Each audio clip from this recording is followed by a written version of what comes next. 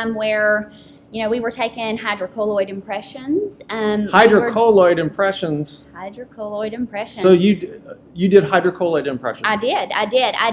If we did multiple units, I was doing a face bow on every patient. Wait, you did the face bow? I did the face bow. And you stuck them in their ears? In their ears, that's right. And got everything lined up. I mounted the models.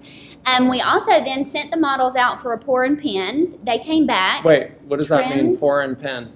I don't even know what a pour and pen is. What is that? So we would pour the models up, but we would send the models to the lab, and the lab would actually cut the models, and they would pin them.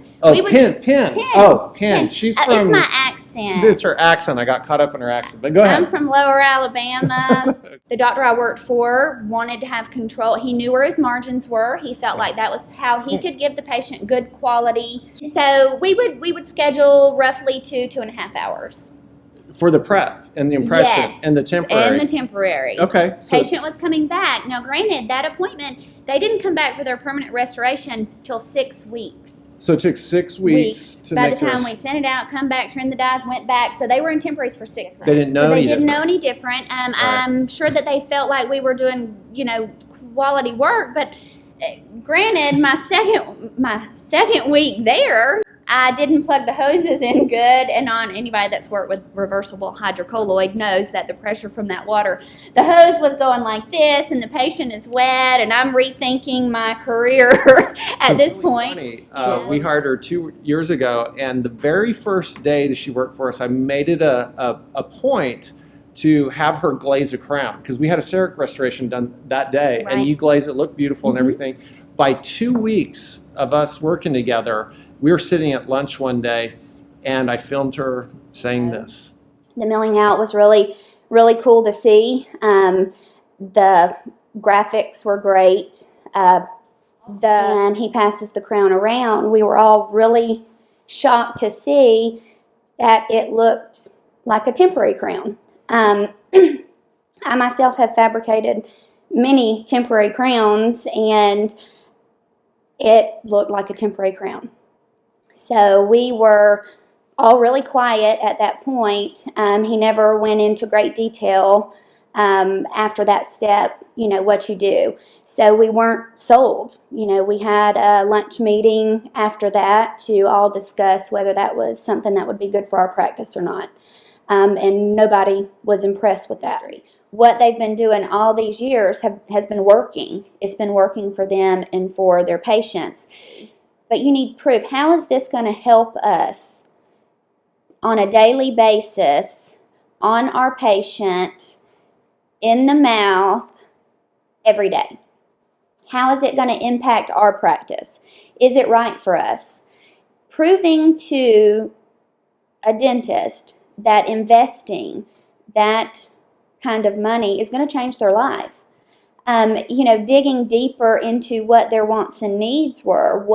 What do you need to prove to them that this machine is going to change their practice and their life for what they do every day? We were spending roughly $6,000 a month on a lab bill.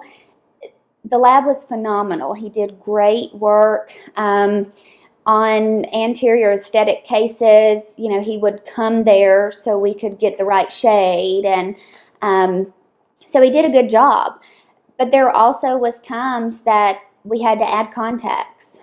We were adjusting for 40 minutes. You know, the frustration that comes with, you know, you've scheduled a 30-minute seat crown appointment and now you're 10 minutes over.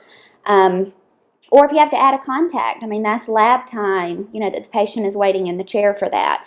And so I now have had about 3 weeks experience with CEREC, and it does not make sense to do it any other way. Very impressed with the finished product. Very little adjusting to do in the mouth. They look great. Glazed. The time in the chair, the amount of stress, you know, over getting the perfect impression, packing the perfect cord is non-existent anymore. You don't have those worries. you are saving. The patient is so happy when you tell them that they are going to leave today with their crown.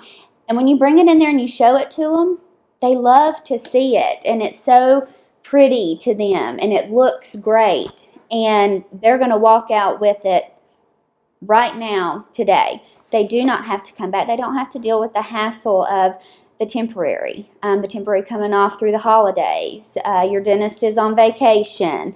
All those things happen regularly for just about every dentist has went through that. Or they call their assistant on Saturday morning to come in and help them put on a temporary.